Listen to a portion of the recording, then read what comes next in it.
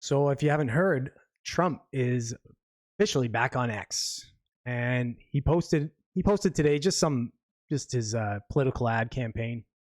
It was his first post since he dropped his mugshot on X last year.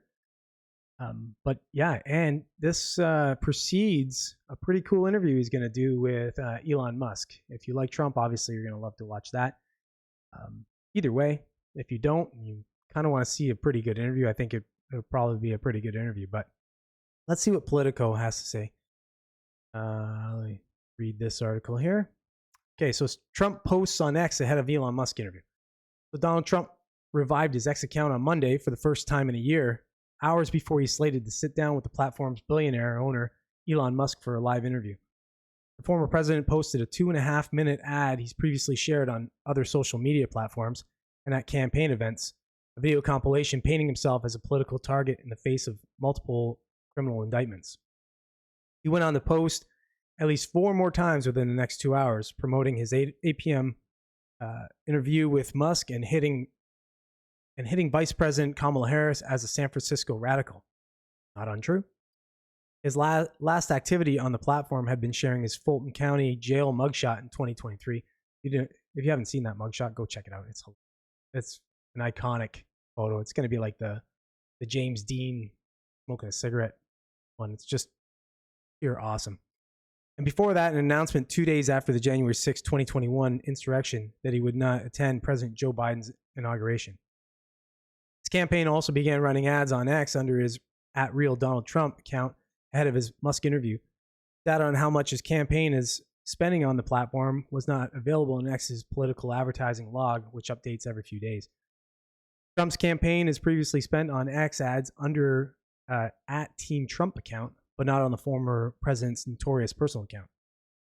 The X posts also come after the company behind Trump's own platform, Truth Social, Truth Media and Technology Group, recorded a more than $16 million loss. You gotta love Politico. Eh? He's got to put all this bullshit in there like this is relevant. But, it's a little slag on Trump, I guess. And nearly a 30% decline in revenue from the same quarter last year, according to its latest financial results earlier this month. Trump is the company's largest stakeholder, with shares valued at roughly $3 billion. A month after Musk, who had denounced Trump's ban from the platform following the insurrection, acquired what was then called Twitter in 2022, he reinstated Trump's account, although the former president has mostly remained on Truth Social. Once a self-proclaimed Democrat, Musk has risen recently as a figure in right-wing spaces. This whole article is just kind of like let's throw in little pieces of our narrative position. It's kind of funny. While the Tesla CEO said he would not be donating to any presidential candidate, he endorsed Trump in the days following the assassination attempt on the Republican presidential candidate at a Pennsylvania rally last month. At least they actually call it an assassination attempt. That's very forward thinking of Politico. We're very proud of you.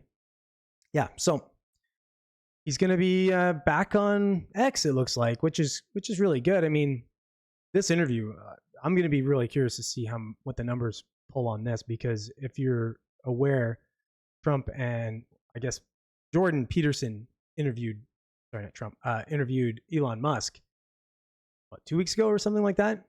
And the numbers on that were ridiculous. Like the live numbers were, I think it was 2 million people live viewing that. And you got to realize, for example, like I was live viewing it with my buddy. And so that's 2 of us viewing it. If we were doing it on separate devices, that'd be an extra view. So I'm sure there's a lot of people that were viewing it on the same devices. So it could have been like, 4 or 5 million people watching. And a live stream on X, that's huge. I'm going to be curious to see if this one actually does better, but we'll see.